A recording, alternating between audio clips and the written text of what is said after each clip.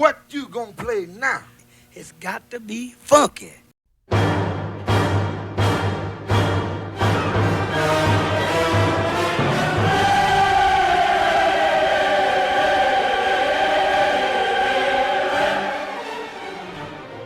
Microsoft went down 3 points. We gotta save some money. Hello, funky gamers. The big game companies are certainly trying to make things difficult for us to stay in love with games. But I want to change that for as many of you as I can. So I've put together this list of tips and tricks that I've used, but I need your help to get this out there. If you've watched any of my previous videos, you'll know I never ask anyone to do the usual liking and commenting until the very end. Well, I have been known to slip it in the middle sometimes, but I'm breaking that rule now. When you make it to the end, even if you only find one thing here useful, or even none of them, that doesn't mean there isn't another gamer out there that can't find something extremely valuable. This is also the very first time I'm putting chapters in, so feel free to skip by anything that you think is completely irrelevant, or tell your friends which chapters to watch. So spank that like button now, and if you think everything I say here is useless to everybody, feel free to take that away by hitting it again, and I will remind you at the end to comment. I'm not monetized, so I have no sponsors. This isn't for my benefit, other than the knowledge that I'm helping some gamers out there. Now let's get into this with the lowest price possible, free games. Some of the biggest, most popular games are free, with full cross-platform play with online multiplayer without any online paywall. It doesn't matter if you like racing games, first or third person shooters, fighting games, simulations, RPGs, action games, or any other genre you can imagine, there is a free option. They do all have microtransactions. Some of them are purely cosmetic and make no difference to the gameplay. Some of them unlock other modes or level you up faster, but in most cases they are totally optional. You know the type of games that you like, so go and check them out if you want to try something new with nothing to lose. And there's even a brand new PlayStation console exclusive Battle Royale that you have to know about. What is that game? It's I'm in love with your dead grandmother online battle royale. Normally I'm the one being dominant. B-A-T-T-L-E B-A-T-T-L-E B-A-T-T-L-E B-A-T-T-L-E. Small Johnson is back again. Guess who's back with a brand new game? If you don't play, then feel ashamed, cause this one is the best. So grab your friends, join the show. I know just the place to go. We'll hit up a retirement home. You know what happens next, cause it's sweet like cherry wine. Dating grandmas is divine. Get on board, join the good times. And I'm smooth like butter on toast, hotter than this Sunday roast. Get on board and join the show. It's the B-A-T-T-L-E B-A-T-T-L-E B-A-T-T-L-E. On PC, there's epic giveaways.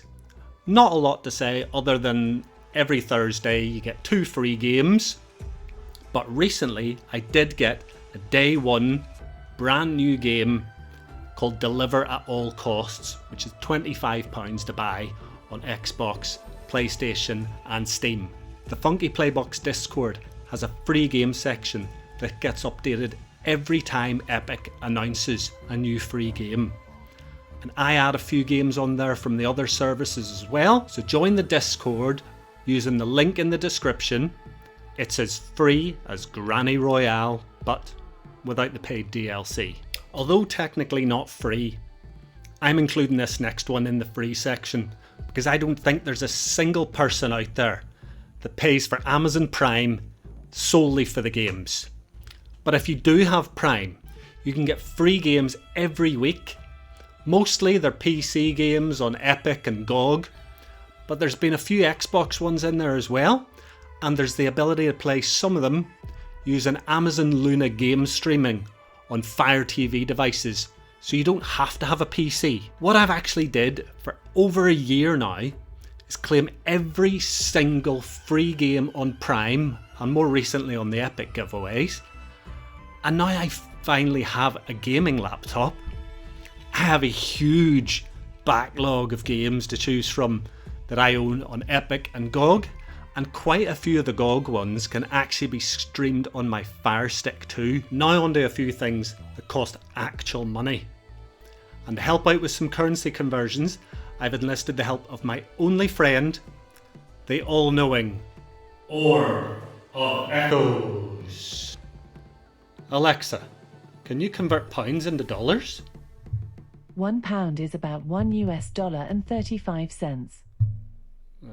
Alright, smart arse, a simple yes would have sufficed. Along with every money-grabbing media mogul out there wanting to squeeze every hard-earned penny of your children's inheritance out of you to subscribe to their music, TV, sports, movies, news, blah blah blah. Now trying to get in on the act, we have Instagram models. Oh, we have game companies. But will any of their subscriptions actually give you value or save you money? A few of the publisher ones available include GTA Plus, with a whopping 7 games in total for £7 a month. They do include Bully, LA Noire, Red Dead Redemption, and also the GTA trilogy, all of which are very good games, so if you have missed out on any of those, it is worth actually getting a 1 month subscription to play your way through it. EA Play is £5.99 or $5.99 a month. You can get annual subscriptions, and there is a PC only Pro version with day one releases on there.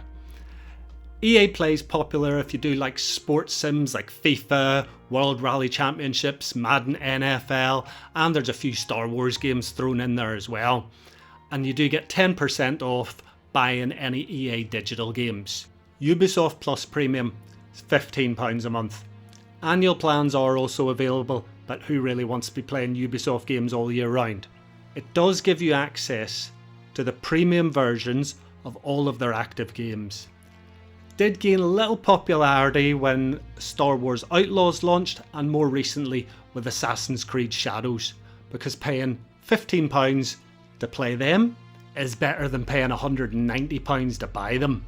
It's available on PC, Xbox Series consoles, and to stream on Fire TV devices, but I have heard that the PC app is awful. Now on to the real meaty ones of this, including PlayStation Plus. There's 3 tiers that are available: Essential, Extra and Premium, although they do have different names in different regions. All of them allow you to play your paid and subscription games online with your friends and give you exclusive discounts on buying digital games. With Essential, for the price of $6.99 a month, you get a few games which you can keep in your library for as long as you're paying for the service. Even if you leave and come back, they'll still be there. Some recent gems like RoboCop and the Stanley Parable have stood out to me, and this month there's a game I'm looking forward to playing, Alone in the Dark. On the Extra tier for $10.99 a month, that gives you access to a whole library of hundreds of first and third party games. If you're new to PlayStation, this is a great service to have to catch up on games that you might have missed over the years. With this, I've been able to enjoy God of War 2018 and Ragnarok, Returnal, Ghost of Tsushima, Ratchet and Clank, and so many more. Very rarely do you get a day one release on PlayStation Plus, but noteworthy ones are The Plucky Squire, which is such a good game, and Blueprints. The less said about Foam Stars the better. And included in Extra tier is Ubisoft Classics, not to be confused with Ubisoft Plus Premium I've already mentioned. This is slightly older games. On the Premium tier, you get access to everything that's in the Extra, plus some PlayStation Classics from the PS4 era, along with the ability to stream some PS1, 2 and 3 games, and do game streaming for the game library and a lot of the big name games that you own to your console and to your PS Portal. And you can watch my previous video if you want to know more about that. There's also game trials in there, which in my opinion is a big load of crap, putting playable demos behind a paywall that you only get anything from 40 minutes to a few hours to make up your mind if you want to pay even more than the subscription fee to buy them. On the Xbox side of things, there's Game Pass, and there's 3 tiers for this one and a PC version too. All 3 console ones include online play for your paid games as well as any in the subscription, and exclusive discounts on buying digital games. In the core tier, you get a curated catalogue of over 25 first and third party games to play on console. They do change regularly, so you're not stuck with the same 25 over and over again. With standard, there's hundreds of first and third party games on console. Like PlayStation Plus Extra, this is a good option for anyone new to Xbox, but unlike Sony, older first party games don't get removed, so there's an even bigger back catalogue available. And the daddy of them all, Game Pass Ultimate. Hundreds of first and third party games on console, PC and cloud. We've all seen the awful ad campaign for everything's an Xbox. You get EA Play membership included, that's the standard one, not the separate PC only Pro one. And you get new games day one. That's the big difference. Without Game Pass Ultimate, I simply couldn't afford to play all the new full price games that I do, like Doom the Dark Ages, Indiana Jones and the Great Circle, Elder Scrolls 4 Oblivion Remastered, Clair Obscur Expedition 33, South of Midnight, Call of Duty, and that's just a few from the last 6 months. And next on there is Warhammer Space Marine, an Xbox console exclusive. But don't be jealous, PlayStation fans, you've still got the upper hand with Granny Royale. I've been able to try some day one gems that I probably wouldn't consider buying, like Hellblade 2. A very good game, but a very short game. Perfect for Game Pass, but I don't think it's actually worth £40 for PlayStation 5 when it comes out there. Alexa, what's £40 in US dollars? £40 is about $54 and 8 cents. Oof. It's the same with Still Wakes the Deep. A short but great game. It's £30 to buy on PlayStation and Xbox. And £70 for a new AAA game is a lot of money. But what's even worse is knowing that people in America pay so much less. Alexa, how much is £70 in dollars? £70 is about $94 and 65 cents. 94! So if anyone starts thinking they've got it bad, get Game Pass. The PC version, again, has hundreds of games available to play on your PC, new games on day one, just like in the Ultimate tier, and the EA Play membership, and again, it's the standard tier of that. As I've said, PlayStation Plus, EA Play, and Game Pass all give you exclusive discounts on buying games. But before that links into the next section of actual sales, there's one subscription that's absolutely free. Yes, here's the corny plug for you to subscribe to my channel. I do not do content every day, so you won't get bombarded with notifications constantly. Hell, it's actually been over a month since I last did one. I only do a video when I actually think it's going to be of value to you. So go ahead, hit subscribe and the wee bell, but don't just do it because I say. Listen to Mr. Hand. Subscribe, motherfuckers. Yeah. As far as sales go, if you're watching this video early, then you couldn't be watching it at a better time, because the PlayStation Days of Play sale is now on until the 11th of June. There you can get discounts on everything from consoles, accessories, controllers, as well as games, DLC and PlayStation Plus subscriptions and upgrades. I've already had notifications that some of the games on my wish list are on sale, but are they actually the best deals? To know for sure, there's an app I use on the Xbox side of things called Xbox Bargains, and for PlayStation I use the site psdeals.net.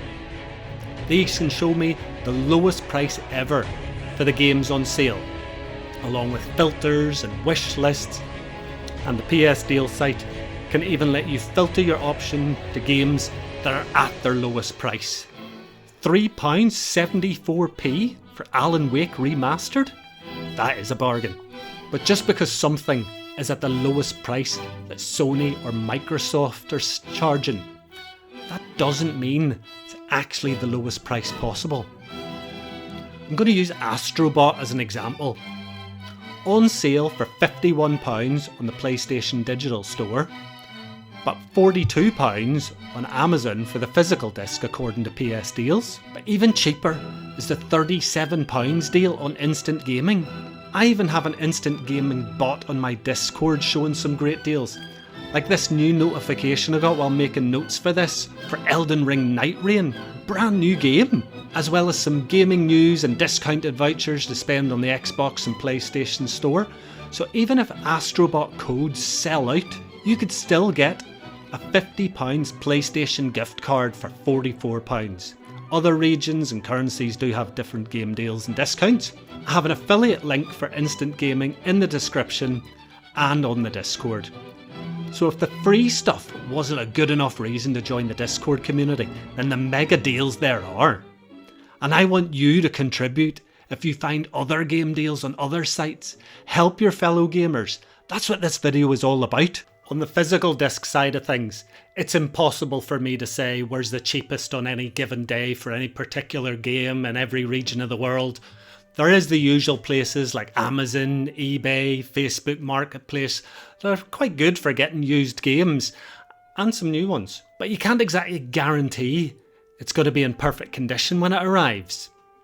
But there are still some physical stores selling used games that you can actually inspect the disc before buying, like CEX in the UK and GameStop in America and other countries. I remember there used to be GameStop in Ireland a long time ago. A long, long time ago, I can still remember warm apple pie.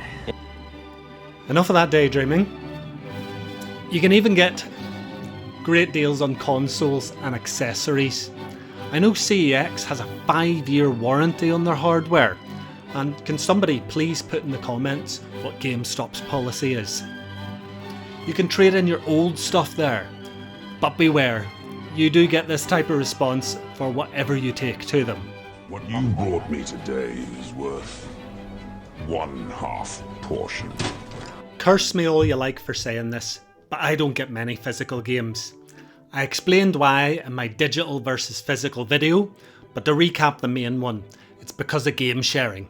I've used this across Switch, PlayStation and Xbox. You can have your account on another console of a family member or a friend, and they get access to all of your games and services, and you get access to their games too. I do this with my son, so he gets access to my Game Pass Ultimate features and games on his Xbox. And he gets all my PlayStation Plus games, my game library, and all the online features of both. So I'm not buying games twice. And I know other people that do this and they split the cost or take it in turns to buy games. And you can do this too. It's totally legitimate. So now is where I encourage you to smack that like button if you haven't already. And just as importantly, put something in the comments. It can be some tips I've missed, or tell me something that you never knew about, or even just an emoji, because comments and comments on comments and likes on comments all tell the YouTube algorithm that this is worth watching and will get this out to more and more gamers. And join the Discord. The link is in the description and it's free. Let's keep the game saving tips going. And if you want to check out my video on saving money on game storage, that's on your screen now. And thank you for watching. Until next time, Alexa, what's the best YouTube channel? FunkyPlayBox is the best. That Daddee-Cree is one handsome hunk of a man. Make sure you subscribe. Oh, you little tease.